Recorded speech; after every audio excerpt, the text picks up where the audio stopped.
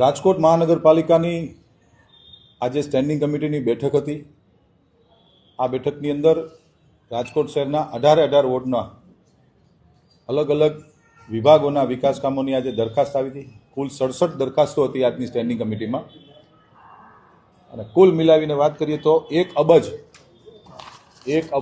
75 કરોડ 60,98,186 કરોડના ખર્ચે એટલે કે 175 કરોડ 60 લાખ રૂપિયાના જેવી માતબર રકમના ખર્ચે રાજકોટ શહેરના અલગ અલગ વિસ્તારમાં અલગ અલગ વોર્ડની અંદર અલગ અલગ વિભાગોના કામની આજની સ્ટેન્ડિંગ કમિટીમાં દરખાસ્ત આવી હતી, જેને અમે લોકોએ મંજૂર કરી છે। કઈ દરખાસ્તો પેન્ડિંગ રહી છે?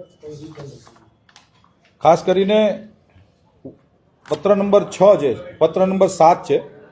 રાજકોટ મહાનગરપાલિકાના વેસ્ટ ઝોન વિસ્તારના જુદા જુદા બગીચાઓ, સિનિયર સિટીઝન પાર્ક તથા બાલ ક્રીડાંગણની 1 વર્ષ માટેની જાળવણીની જે દરખાસ્ત હતી, સ્ટેન્ડિંગ કમિટીમાં વર્ષોથી અમારી ભારતીય જનતા પાર્ટીની પરંપરા રહી છે કે કોઈ પણ દરખાસ્ત ઉપર પક્ષના તમામ કોર્પોરેટરો અને શહેર ભાજપના અધ્યક્ષ ડોક્ટર માધવભાઈ દવેની અધ્યક્ષતાની અંદર આની ચર્ચા થતી હોય છે।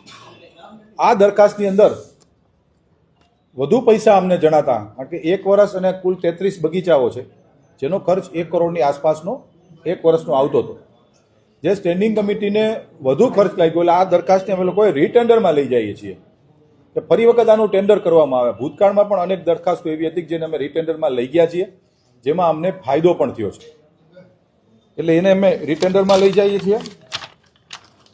પછી ક્રમ નંબર 18 વોર્ડ નંબર 10માં આવેલી નવી વોર્ડ ઓફિસ બનાવવાનું કામ છે, ત્યાં એમાં સ્થાનિક લેવલે વિરોધ આવ્યો છે। સ્થાનિક સોસાયટીએ જે વિરોધ કર્યો છે, દરખાસ્ત રદ નથી કરતા। અમારા પાર્ટીના કોર્પોરેટરશ્રીઓને પ્રમુખશ્રી દ્વારા સૂચના આપવામાં આવી છે કે સ્થાનિક લેવલે લોકોને સમજાવીને આ વોર્ડ ઓફિસ બનાવવાનું કામ, કારણ કે આ બજેટની યોજના છે મારી, તો આ બજેટની યોજના સાકાર થાય અને વોર્ડ ઓફિસ, આધુનિક વોર્ડ ઓફિસ આપણે જ્યારે બનાવતા હોય છે ત્યારે લોકલ વિરોધ આવ્યો પણ એ પેન્ડિંગ રાખી છે। લોકલ લેવલે સમજાવી અને આવનારી સ્ટેન્ડિંગમાં અમે લોકો આના માટેના પ્રયત્ન કરી રહ્યા છીએ।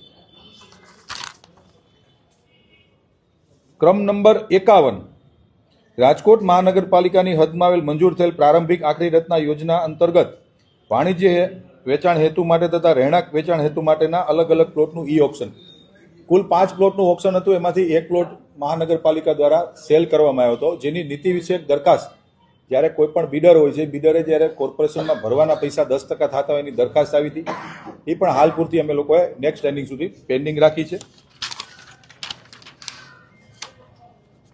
અને ક્રમ નંબર 57 રાજકોટ પ્રાણી ઉદ્યાન મુલાકાતી પ્રવેશ દરોમાં સુધારો કરી અને લાયન સફારી પાર્કમાં પ્રવેશ દર નક્કી કરવા અંગે પત્ર હતો।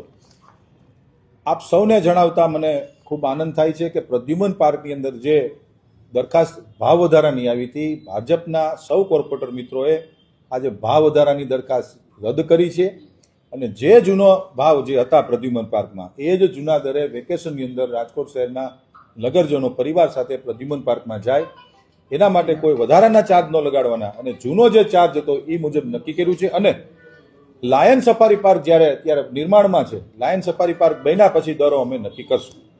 કુલ મિલાવીને આજની રાજકોટ મહાનગરપાલિકાની સ્ટેન્ડિંગ કમિટીમાં અલગ અલગ વોર્ડની અંદર વિકાસ કામોની આજે અમે લોકોએ બહાલી આપી છે અને 175 કરોડ જેવી માતબર રકમના ખર્ચે અમે લોકો આજની સ્ટેન્ડિંગ કમિટીમાં કામો મંજૂર કર્યા છે।